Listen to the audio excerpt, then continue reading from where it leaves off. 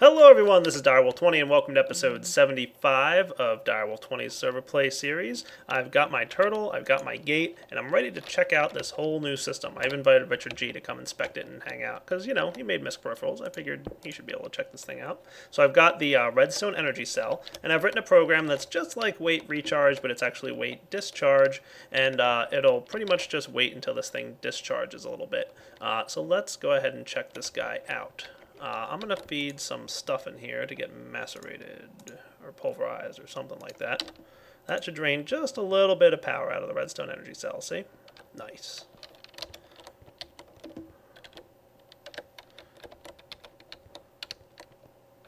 Cool. So let's pretend that this thing is fully discharged. Okay. I'm going to say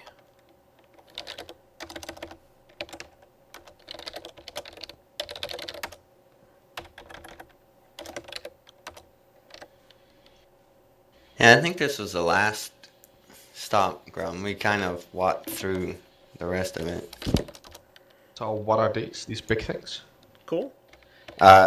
On this side is 3 coke ovens. On the other side is 2 tanks and the That's what it's going to do when it's blast furnace. Oh, and Tog and Grum are on showing off their base and stuff. Now he's showing off his base. I don't have a base yet. Yeah. At some point I want to show it for you, Dare.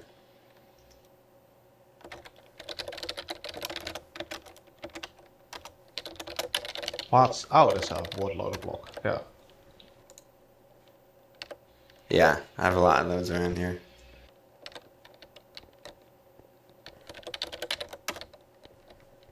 This is a minecart system. Goes to the nether for a bit more exposed one.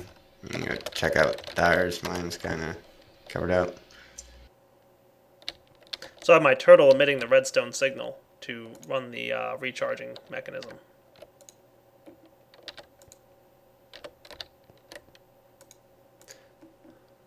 I kind of want to see what you're doing as well, Direwolf. Could I back TP? We can just go through his book. There's a book in his old house. Oh, yeah, one to the. It's like, it says Dire's base, I think. Yeah, but one of the portals was to the workshop, right? Yeah. Just find your portal. Or there's a book back to Digger upstairs, I think. Is there? Ah, that's yeah. it. I can't remember actually.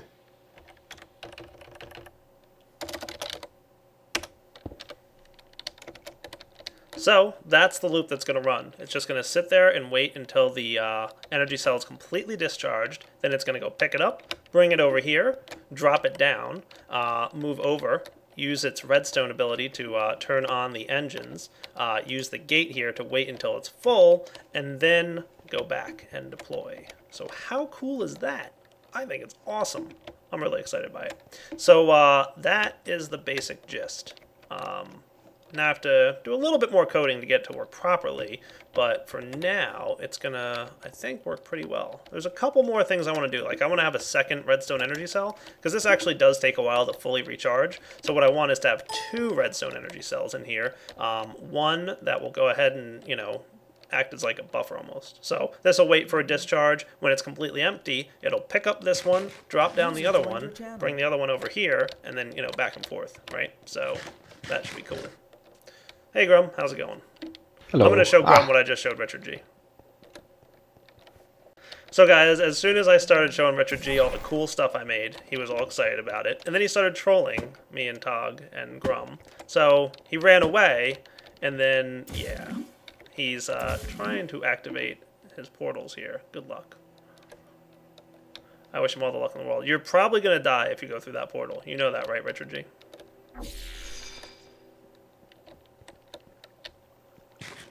Where does he have a portal? He had There a are holes portal here. on the ground. I'm fixing the holes. Do you guys some have more cards in holes my here. security system yet? I think I've got Grum and Player, but not Tog yet. Ow, the force field hurts me when I... When you How hit do it? you- Yes, of course it does. I mean, if you look at here, you can actually shoot a portal through this, because there's plants. That's okay. He'll die if he comes inside. Oh, he died anyway. Not sure how he died. I didn't kill him. Here, I'm going to need you, Tog, to make a security card. I did make a security card, so I did need you to make Marv. another one There. for this Where'd you base. put them? I don't know. Are they in here? Soren, Tog. Oh, yeah, there they are. Okay, cool. I never assigned permissions to these. Alright, I'm a here's Tog. Valaria. Dyer, if you kill plant here that's keeping the force field at bay, then you get hit. At least I got hit. How'd you get hit? Ow! Just Yes, try it. If you hit the force field, you're going to take damage. No, I don't hit the force field. I hit the little plant that is keeping the force field from being a complete force field. Yeah, but then it puts a force field there, and you're still, like, in the process of hitting it. Yeah, so that's mean. I almost died, man.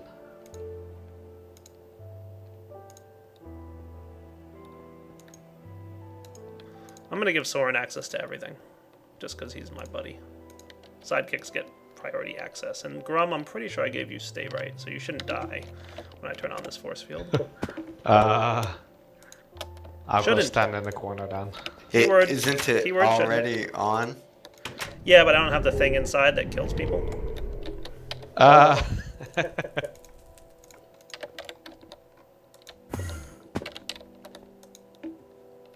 I hope likewise for me.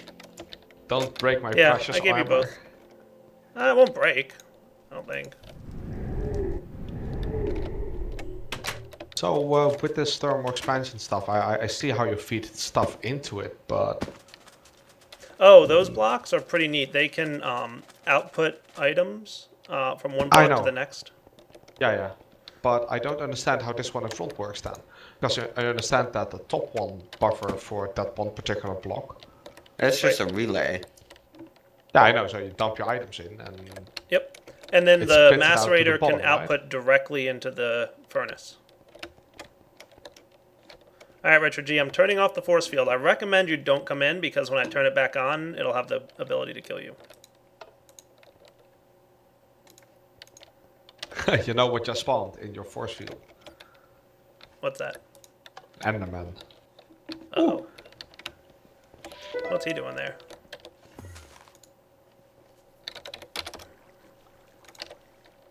Okay, you guys didn't die, so that's a good thing. Congratulations, you're still alive. But if Richard G were to come in here, death. Just letting you know, Richard G, if you came inside this force field, you would die right now. So Alright, YouTube. it's actually, We'll be back in a actually few. far more fun to let him in. Oh, I know. Alright, Richard G's telling me to tell you that he's adding tank turtles. I don't know what they'll do or how they'll work, but I imagine they'll do some cool things. Alright, we'll be back in a few. Alright guys, like I said, I want to have 2 redstone energy cells here. So energy storage, currently need to make one of these that's full. So I need some lead. I don't think I brought any of that with me, but that's okay.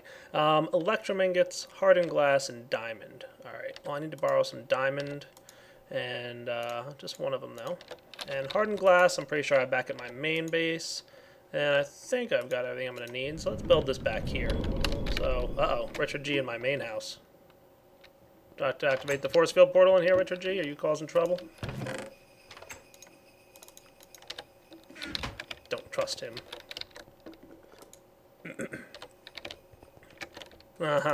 Sure. I'll feel a little safer when I have like a super force field protecting me from Richard G and all his antics. Alright, I have to find some hardened glass. I'll be back. Alright, so I've got my energy storage frame, and then from there, I'm going to need to make one of these guys. Is this what the recipe is? Alright, I'm going to need 2. Hang on. There we go.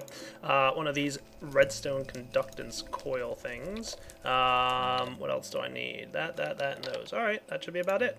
Cool. The next piece, though, does require a little bit of trickery. Hang on one sec. Let's see. I think it's this and that. Nice. Alright, now that this is empty, we have to fill it with redstone so it can store power, as you guys know. So I'm going to go get my magma crucible burning over here. This guy. Oh, that's the liquid transposer. Yeah, that's what I need. But I'm going to throw this thing in there, and is that enough?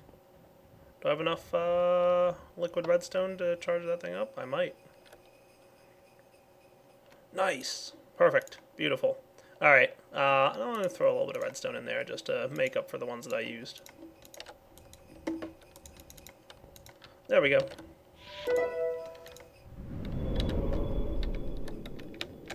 And then I'll jump back to my base and get this thing charging. Let me just write some computer turtle stuff and figure out how I want this to work.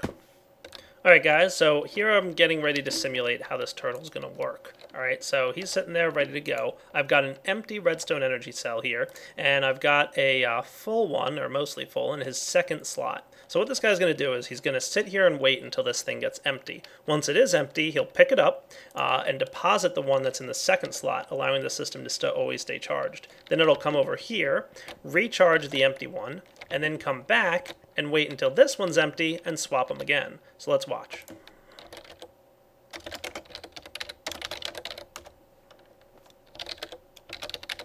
Yeah, I know what I'm typing. So he'll detect that it's empty, and then it's going to pick it up and place down the full one. Cool. So that one's nice and full. Awesome.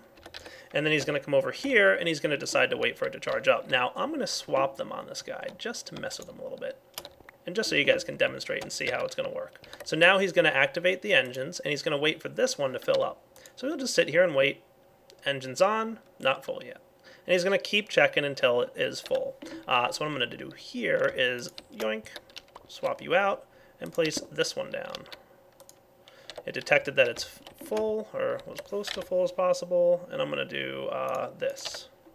So let's imagine this one's the full one, and it's sitting there. Alright, and what he's going to do is he's going to try and place it down and fail, but then he's going to come over here and turn around and be like, alright, I'm going to wait for it to discharge. It's not empty yet. And he's going to check every minute for it to discharge, and then once it is completely empty, which I could simulate here if I wanted to, let's throw... I'm just going to throw like a few pieces of sand in here. That sounds like a good plan. I could always use a little bit more glass. Back again. Hey, I'm recording. So I'm draining this thing out, and what we should see here is as soon as the redstone energy cell is empty, the turtle, within a minute or so, will turn around and swap them with the one that he has in his inventory. Cool? So this is just simulating the loop that this turtle is going to be running on at all times. The only thing I haven't accounted for at this point is whether or not, you know, the server crashes or something and the turtle restarts. Like, there's no startup program for him to pick up where he left off. That might wind up just having to be something. What I was thinking is he'll almost always be in a waiting position. So if the server goes down, right, he'll either be here or he'll be here. And I can use GPS locate for him to figure out what stage of the program he was in. And like, if he's running here, I can just have him, you know, wait. And if he's here, I can have him wait the other program, right? So that sounds like a plan. So within a minute, like I said, he will check again if it's empty, which it is now. So what he should do is determine that it's empty. These guys are still running because they have some internal power going on, I guess. Oh, there he goes. He detected that it's empty. It's empty. So he swaps them, and he goes to charge the other one. Nice. So our little turtle is recharging our redstone energy storage blocks. That is just too cool, in my opinion. And then he activates everything. Oh, that's so cool. I love it. I love everything about it. All right, so then once it's full, he should head back over there. So I'll come back in a little bit when that happens. I think it's about time I get sorted out with this thing. So I broke this cabling here because I had some bouncing around in my pipes earlier, in my tubes. That's okay. This thing is the black output, so that should be good. Everything else is an output from here, right? So if I put on here, basically what was happening is like, smooth stone was coming out here and bouncing up this way and then getting, you know, torn up in the pulverizer things, which is not what we wanted at all. So had to resolve that just a little bit. What I think I'm gonna have to do is put a restriction tube on here. Let's see, pneumatic tubes, anybody? Oh, good, I have one. Okay, awesome. That'll do for now, I guess. It's probably the one I broke like an episode or two back. Alright, restriction tube here. So this way, nothing will come down this line unless it has the blue marker from the sorting machine. So blue will be our, you know, ores. And what we'll do is we'll just say everything else black for now. Where's black? There it is. Okay, so blue means that, and everything else black. I'll even have another column here for blue as well, because we'll probably have multiple types of ore we need to account for. And everything else gets stored in this system here. Cool. And we can even see some items that we're going through as part of my testing. Nice. Awesome. I'm getting really excited about this build, as you can tell. Alright, I will be back in a few minutes when I'm ready for the next stage of this. I think I'm going to need another ender chest. Okay guys, making myself an ender chest, or two. So the colors I was using before, let me see here. I was blue, yellow, yellow, right, for this input system. So I'm going to instead go with blue, yellow, let's say green. That sounds like a good plan, right? Sure.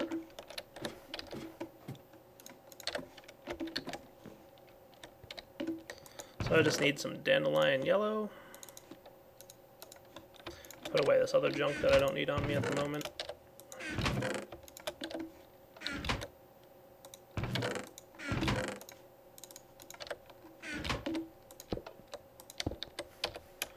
And we've got blue, yellow, green.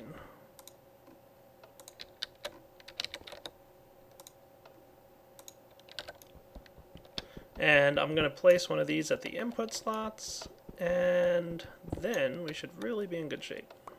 So I guess what I should do next is collect a list of all the different types of ores that might enter my system that I want to get macerated. Like silver ore, for example. This will be a good example to run. And then I'm going to probably do a little bit of managing of my sorting machine off camera, because you guys have seen me mess with sorting machines enough that you know how they work. But I'll come back and explain it real quick after. So there we go, blue, yellow, green. So what I'll do is I'll put this in here, and I'll put in here the silver ore goes down the blue line, and everything else goes down the black line. And I'm even going to put this guy in this mode, which is auto pulling mode. Cool. So if I throw some silver ore and some cobble in here, it's going to automatically pull it all out. Look at it go. So the silver ore goes up top and gets taken care of, and the rest of the stuff goes down that way. Okay, so there's all the cobble going down. Cool.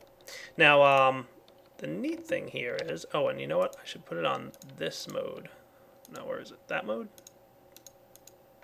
That's the mode I want. Yeah, that's the one that'll pull out stacks of everything at a time instead of individuals. Cool. So now we've got this stuff heading down this way too. So all my silver is getting taken care of. The reason for that, got this restriction tube up here. Before it was bouncing out, it was just saying I can go any way I want. The shortest distance to an input is up this way. So it was heading back up and getting remacerated. But because of the restriction tube, we're in good shape. Now, I should probably talk about how I'm going to resort everything, because it's about that time where I need to start considering where I want to put things. Yeah, let me go get some stuff, and then I'll be back. Alright guys, we're back. I am going to start filling up this room. So I'm thinking I want to start down here with stuff like this. That might be cool. And then maybe the fancier stuff along here. And then less used stuff probably up here. So maybe this. And you can see I've got about one of every item. So that should be cool. I'm thinking probably could have you guys up here. That wouldn't be bad. What else do I got? I got bars. Now I've got a problem here with my bars. I'm going to come back to those. I'm going to store all my valuable stuff somewhat nearby. Let's say running right along here. That might be a good spot. You know what? Give me that. I want this guy here. I kind of want like the stuff I'm going to probably want to use a lot more, kind of like real easy to access.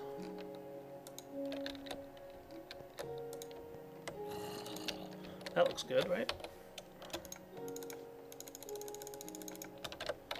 Alright, you can go there. This guy can probably hang out here.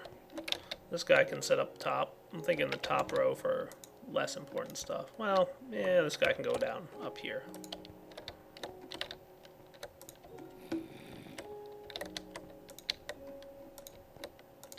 This is me manually sorting things. So now I've got a problem. Let me tell you guys all about it, because it's a little bit of an interesting problem. That was silver ore, right? Alright, so I should have some silver. I'm going to cook this guy up. Or you know what? I'm not going to cook this guy up. What I'm going to do is come over here and get the silver ore I made earlier. So I've got some tin, I've got some copper, I've got some silver. Yeah, all this stuff is nice, right? But the problem is we have different types of copper, and I mentioned to you that I have a plan for how to resolve that. That plan involves going back to my base. So I've got my chest full of goodies right here, temporarily stored.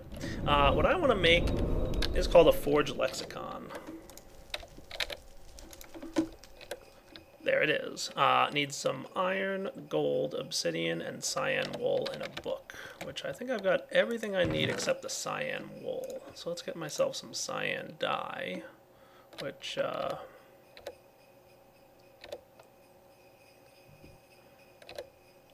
is blue and green, right? Yeah, that should do. Blue and green. I'm going to have to get some of that green. I'll be back in a minute. Alright, we're back recording again. I needed to make myself a new minium stone because the one I had, as you guys probably noticed, was pretty low. But now that I've got this going on, I can start cycling through my wool colors because just as easy to do that. Alright, there we go. Got cyan. And now for the lexicon recipe. And I think I've got over here some leather and 3 paper ready for a book.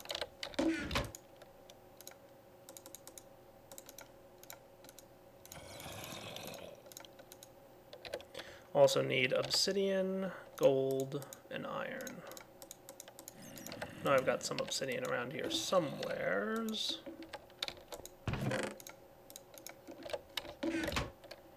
There we go. Forge Lexicon. Cool. Now this guy is neat. It's a mod called Omni Tools, made by King Lemming, the same person who made the mod Thermal Expansion. And it's a nice, easy way to alternate your types of copper. So all I have to do is throw copper in here, and you can see it's telling me, hey, that's ingot copper. Cool. Now I can alternate the types of copper here, and I want to get the one that matches this guy. This is the copper from Thermal Expansion. So when I pulverize with Thermal Expansion, this is the kind of copper I get.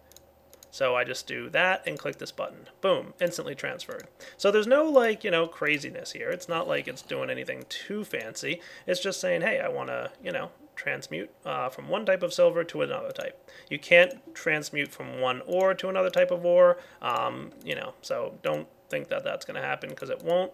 There's only one entry for brass ingots. Okay, cool. So I can't do anything there. Tin I can switch up though. So you can see I'm only able to change between different types of tin. These are all the different types of tin available in the game right now. This looks like this is probably industrial craft tin, this is forestry tin, this is red power tin, and this is your tin from, whatchamacallit, Thermal Expansion. Cool. So now that I've got all the right types of ingots, I can go ahead and store them in here somewhere. So let's, you know what, maybe I want to have the ingots up top. That might not be a bad idea. Yeah, let's do that. Okay, so boom. You know what? This stuff isn't going to be as common as iron and gold. If I was going to go with that pattern, I should at least grab one piece of gold and iron, just because we're going to need some. Cool.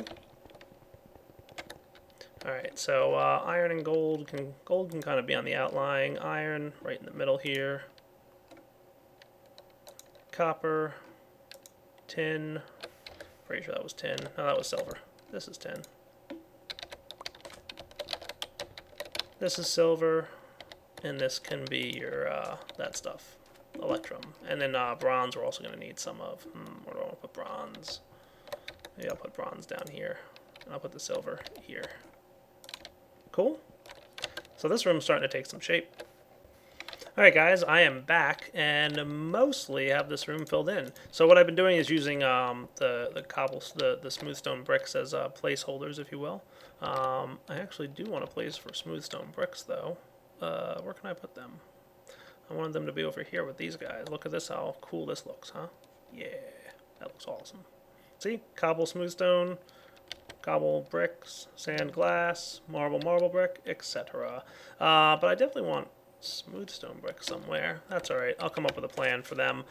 So anywhere that's smooth stone bricks is just a placeholder to keep the barrel full so that random items don't flow into it. And then any excess lands in this chest here, which I should at least upgrade to a gold chest, maybe even crystal for now. We're probably going to have a few chests in this room that are not barrels, just because, like, we're going to need things that don't typically get stored in barrels. Like, I'm gonna have a few random items that are just one-off things. Like, I'm still gonna want my, for example, this chest. I'm not gonna have a barrel for each of these types of items. That would be silly.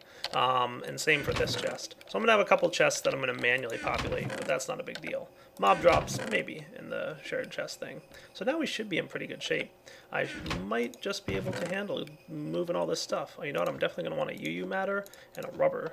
And monazite ore I'm not going to place in there because I'm going to tell that to get macerated or pulverized by the machine. That might just be tricky though. I have to see how I want that to work. That's really tricky actually. But yeah, I think I've got mostly everything populated and ready. Should probably do something with some of these, like, I don't know, we'll see. We'll see what I decide to do with half of them. But let's get some stuff moving around. So I'm going to go back here to my baits. And we'll put the stuff in there, and then I'm going to take this guy. Now, I definitely want to make sure this area is chunk loaded. Is it? Yes-ish. Is this whole area chunk loaded? Definitely not. But I've got a temporary way to chunk load this place, and I think it's right in this canvas bag. Chunk loader turtle. Nice. Just going to place them right in the house, right here.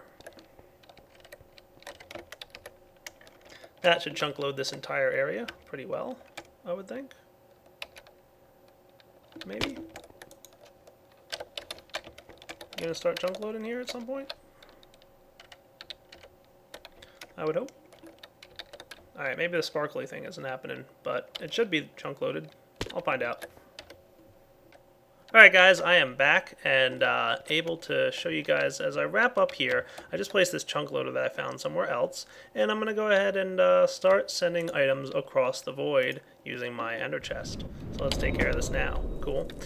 So all I should have to do is drop this guy in here and just start grabbing all kinds of items, right? And I should be able to just all at once just throw these guys in here. And they should all be getting sorted automatically. Look at that. Awesome. I never did throw my rubber and UU matter in, but that's okay. I'll handle that in a bit. Just going to throw all these goodies in. That should be cool. Shouldn't have a problem. And then anything that overflows will go into that excess chest, and we'll deal with, you know, probably next episode. So all I should have to do is just start throwing things in here, right? Having a good time. Looks like shift clicking doesn't work, so not a big deal though. Then I'll also grab some metals like iron. I can throw my iron in. Bronze shouldn't be a problem. I do have to change a few of these. This looks like the right kind of silver. This looks like the right kind of tin. And that looks like the right kind of lead.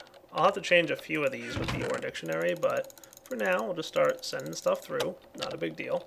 What else do we got? Some of this stuff? Sure, we can have a good time just moving everything over. Not you, though. For now, that looks like a pretty solid amount of stuff.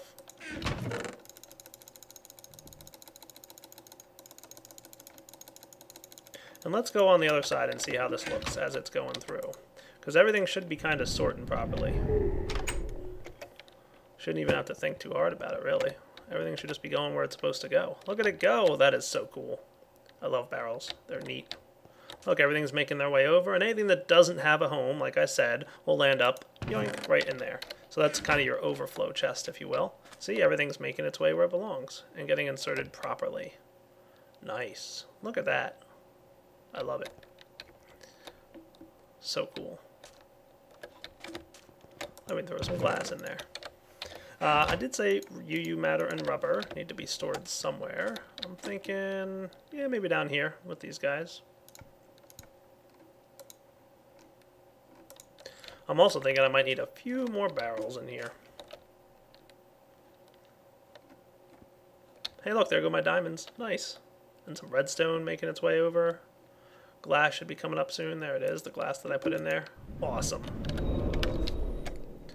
I should also be able to transfer some of these items. I'm just going to grab like handfuls of it at a time. I'll come back and actually do this off camera, you know, in a little bit with everything. But I like just showing how everything's going to sort properly. And this stuff can go in here. Let's get some of our Thaumcraft goodies, like all of our air shards and whatnot. That looks cool. I'm pretty sure my Forcillium has a home. That'll do. And like I said, anything that doesn't fit, overflow. Back to the main base.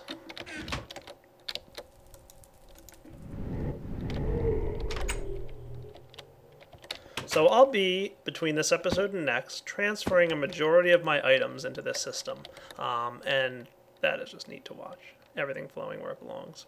And then what I'll do is I'll come back next episode and probably finalize this part of the build. Is this guy still waiting, by the way? Oh no, I guess Chunk unloaded and he's not waiting. So there's part of your problem. Got to get him to figure out what to do when he doesn't know what to do anymore. I can manually reset him.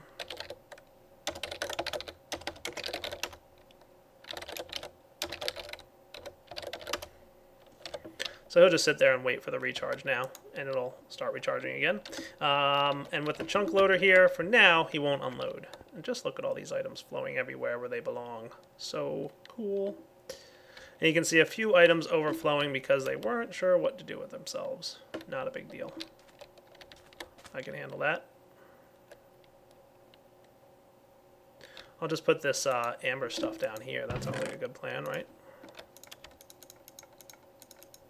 Bronze? I didn't give bronze a place to be? What the heck is that? Or lead? I thought that was the right kind of lead. It is. Alright, so I have to figure out how that worked out. What didn't I put in here? What are you? Aren't you bronze?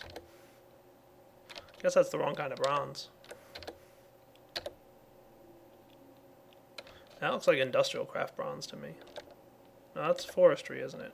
So what are you? This is brass, isn't it?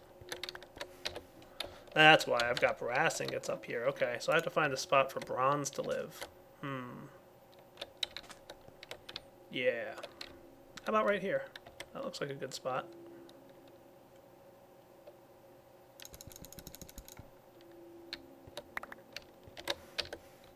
You can be my bronze receptacle. Sure, why not? In fact, I'm going to put bronze there and brass here.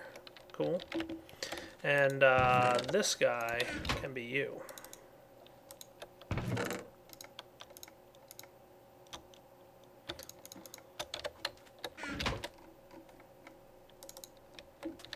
And you can be Quicksilver. Cool. Not too shabby. Nice. Alright guys, so this is Direwolf20 signing off on episode 75. Hope you enjoyed checking it out. Come back next time because I have a lot more work to do on this base. I want to finalize these two rooms here, get my turtle to behave when the server shuts down or the chunk resets or unloads or whatever, and then also got to work on the second tier of security, and then also figure out what I'm going to do in level 1 security. This might just be like a welcome area and some free materials for whoever wants them. I do have a lot of plans around how I'm going to transition from one security level to the next. So trust me, there's a lot more to do out here. All right, guys, take it easy.